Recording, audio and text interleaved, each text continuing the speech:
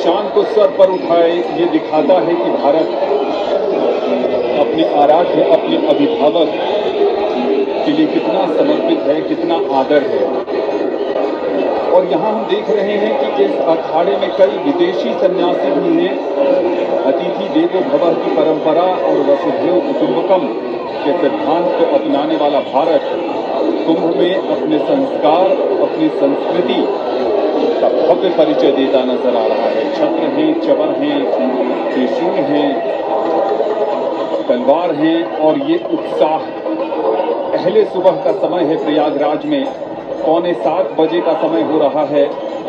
ठंड का मौसम है और उसके बावजूद इस गर्मजोशी के साथ महाकुंभ में अमृतत्व की खोज के लिए यहाँ पर सभी उपस्थित हैं। अपने आप में ये बेहद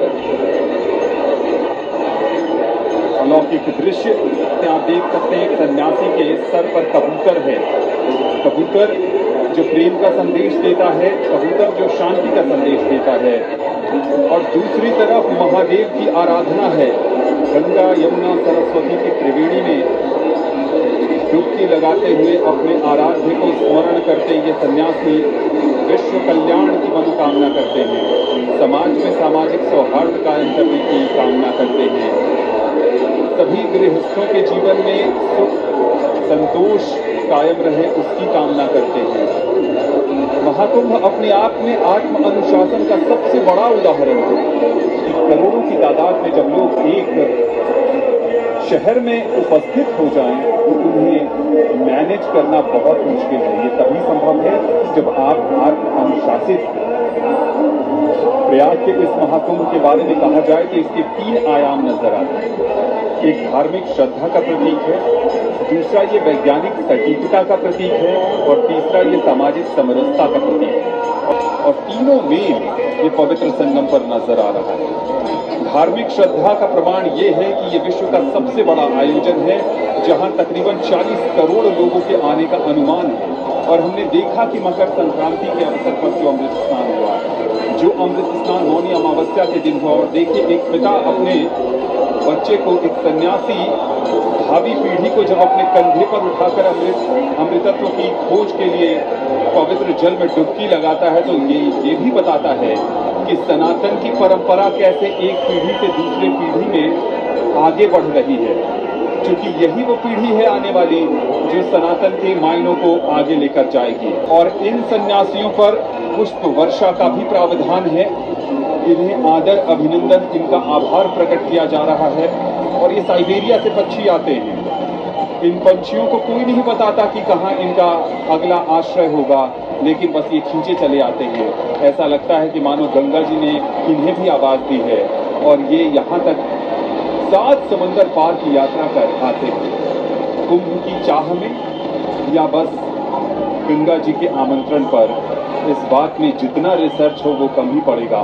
लेकिन सच तो ये है कि जब जब कुंभ प्रयागराज में होता है तब तक साइबेरियन पक्षी यहाँ पर आते हैं। ये दृश्य हमें बताता है कि ये किसी भी प्रकार के स्वार्थ से प्रेरित होकर नहीं आते। ये किसी भी प्रकार के लाभ से प्रेरित होकर नहीं आए हैं। ये परमार्थ से प्रेरित होकर आए हैं। विश्व में कोई ऐसा उदाहरण नहीं है जहां परमार्थ से प्रेरित होकर इतने लोग आते हैं, इस बात की परवाह किए बिना कि ठंड में उन्हें सुविधाएं मिल रही हैं या नहीं। यही भाव भारत की मूल जीवन शक्ति है जो अनादिकाल से चली आ रही है। जन जन के मन में रमा हुआ परमार्थ का भाव ही भारतीय समाज और चिरंतन भारतीय राग का सनातन प्राणवायु है।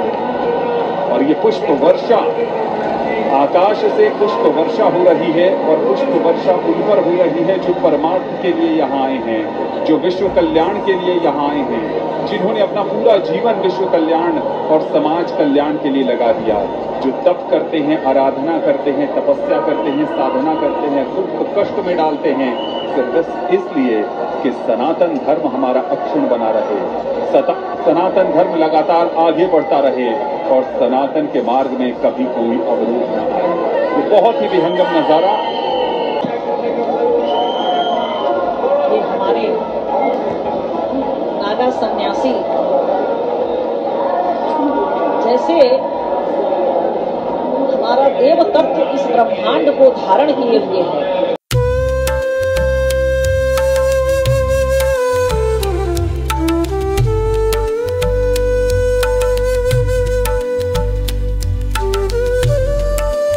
जहाँ यह उल्लिखित है कि प्रजापति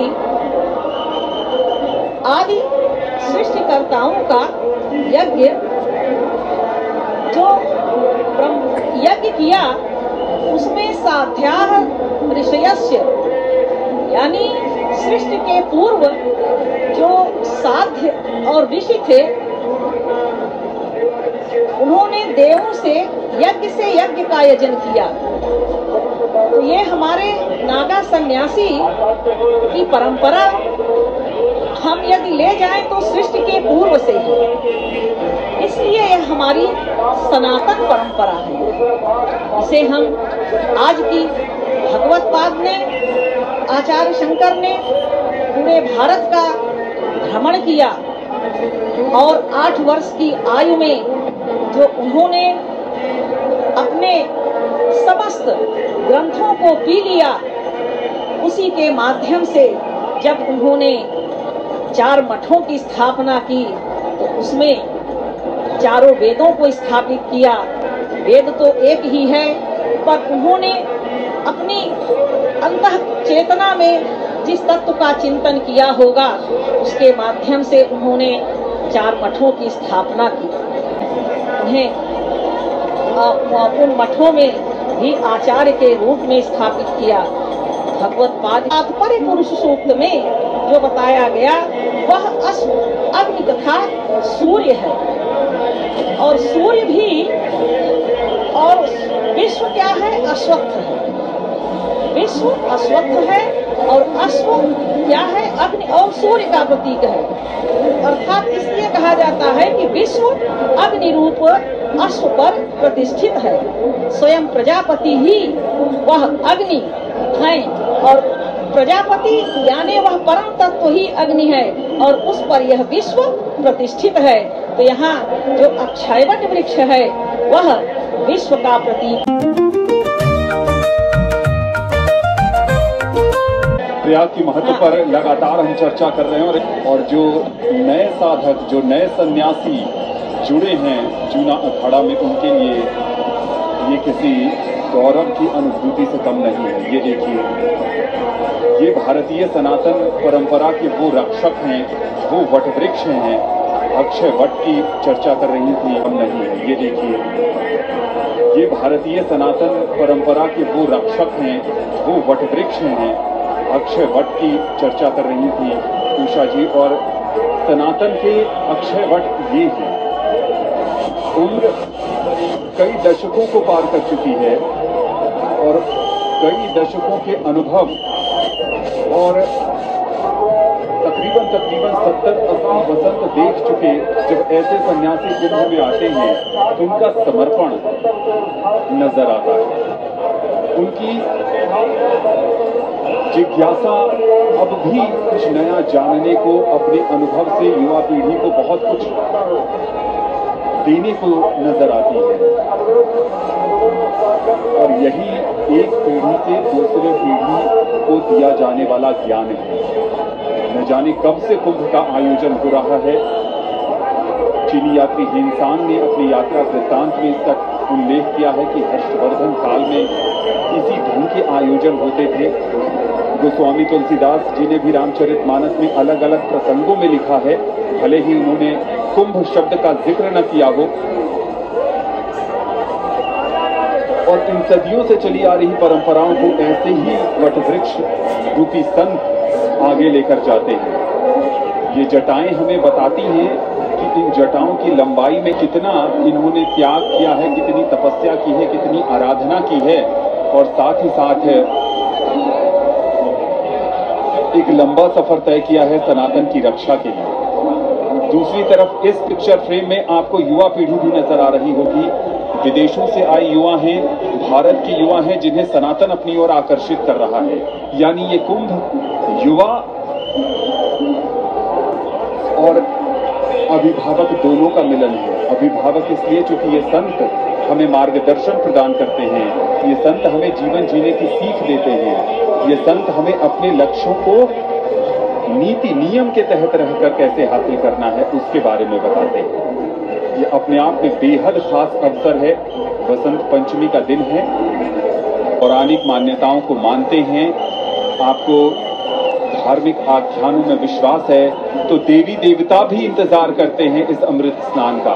और मान्यता है कि अमृत स्नान में पहले डुबकी अदृश्य देवी देवता लगाते हैं, जो हम और आप यानी संसार के लोग सांसारिक नेत्रों से उन्हें देख नहीं पाते, लेकिन जिन्हें हम देख रहे हैं वो अपने आप में विलक्षण हैं, अद्भुत हैं और ये अविस्मरणीय हैं, क्योंकि ये सिर्फ यही नजर आते हैं। बहुत दिव्य आत्माएं, इनके दर्शन करने से ही पाप मिट जाते हैं। और कहा जाता है प्रयागराज में संतों की चरण रज विद्यमान हैं।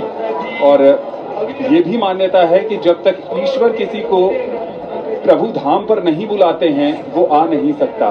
और सब पर कृपा है, करोड़ों करोड़ श्रद्धालुओं पर ईश्वरीय कृपा है कि वो यहाँ आ रहे हैं, आत्म अनुशासन का परिचय दे रहे हैं और अमृत स्नान में पवित्र डुबकी लगा रहे हैं। माताएं भी दिख रही हैं, बहनें भी दिख रही हैं, विदेशी मीडिया के लोग भी दिख रहे हैं, युवा पीढ़ी भी दिख रही है, सन्यासी भी दिख रहे हैं। यानी अगर हम कहें तो परिवार का हर सदस्य यहाँ दिख रहा है।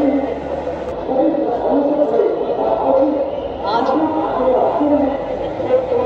पंचमी तिथि की हमने चर्चा की थी। पंचमी तिथि और बसंत का क्या महात्म्य है। हमारे वैदिक चिंतन प्रतिपदा के बाद द्वितीया तृतीया और चतुर्थी में अध्ययन 3 तिथियों में नहीं होता। आज भी इस परंपरा को पाठशालाओं में देखा जाता है। क्या परंपरा रही है, क्या हमारे भारतवर्ष के ऋषि के तत्व को हम साधारण मनुष्य भी धारण करते हैं और उस परंपरा को निर्वाह करने का प्रयास करते हैं। वही बसंत पंचमी के दिन से वह शिष्य अपने गुरु को वह अपने जितना उसे अधीत किया है उसे सुनाता है। पंचमी के इस दिन सरस्वती माँ का जन्मदिन होता है। यह ऐसा, इसको वेद में उपाक्रम कहते हैं। ये भगवती का हमारे भारतवर्ष में हर तिथियों का महत्व है। और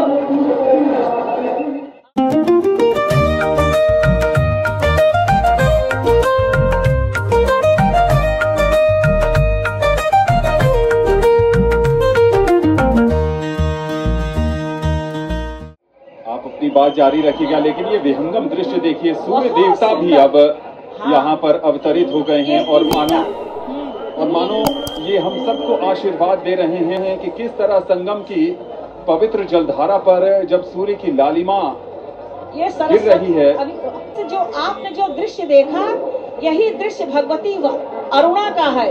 माँ सरस्वती अरुणा स्वरूप में महान कवियों के हृदय में प्रकाशित होती हैं, तो हमारे यहाँ महान ग्रंथों की रचना होती है। यह भगवती का स्वरूप है। और दूसरा उनका स्वरूप क्या है, तो हम यह जो अद्भुत दृश्य का इस श्लोक को मैं बहुत दिन से पढ़ रही हूँ, और आज जो अरुणामय स्वरूप इनका दिख रहा है, यही अरुणामय स्वरूप महान कवियों के चित्त रूपी कमल वन को खिलाने वाली यही दिव्य दर्शन है। बहुत अद्भुत स्वरूप का दर्शन आज हो रहा है। ये भारत वो देश जहाँ उगते सूर्य की भी पूजा की जाती है और अस्तल चलगामी सूर्य की भी आराधना की जाती है। आ रहे हैं इस समय, इन सब के जहन में एक अभिलाषा है, खुद के लिए, परिवार के लिए, भविष्य के लिए और साथ ही साथ समाज के लिए। क्योंकि सबसे मुश्किल आश्रम गृहस्थ आश्रम का माना जाता है। और कुंभ के ये नजारे जारी रहेंगे, लेकिन आपको हम लिए चलते हैं एक बेहद प्रभावी कुंभ गीत की तरफ। आइए इसको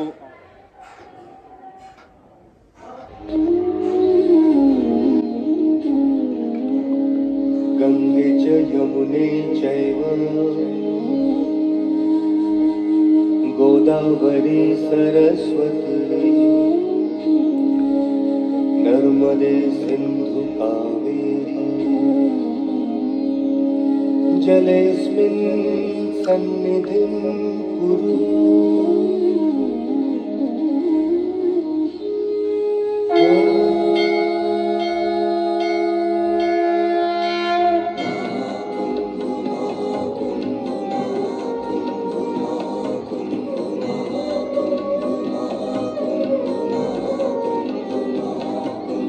मन की आस्था है ये सनातन का उत्सव है।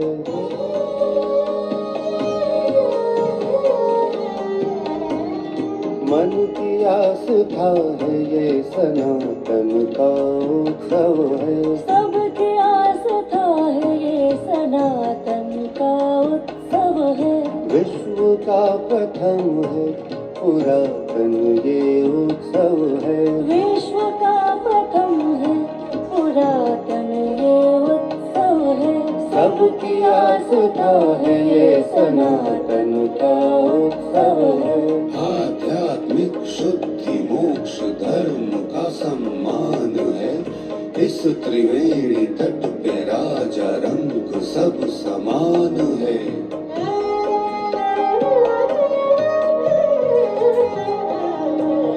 कोटि कोटि भक्ति भावना जुड़ी है श्रद्धा से। कोटि कोटि भक्ति भावना जुड़ी है श्रद्धा से। जुड़ते हैं जहाँ पे मन से मन ये वो उत्सव है। जुड़ते हैं जहाँ पे मन से मन ये वो उत्सव है।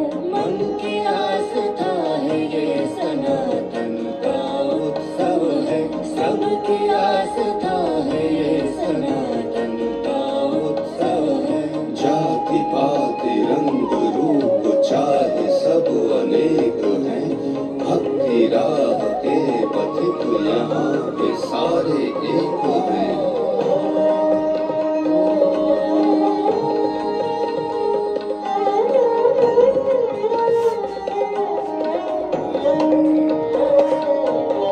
एक सदी से भी अधिक समय बाद आई वो घड़ी। एक सदी से भी अधिक समय बाद आई वो घड़ी।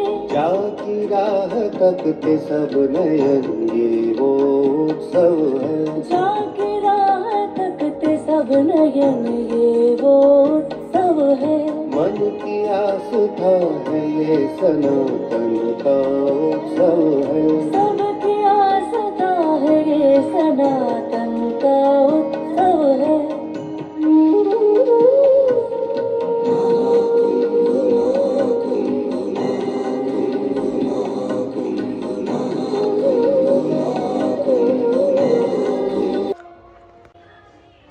शिव शिव शंभु शंभु है महाकुंभ है।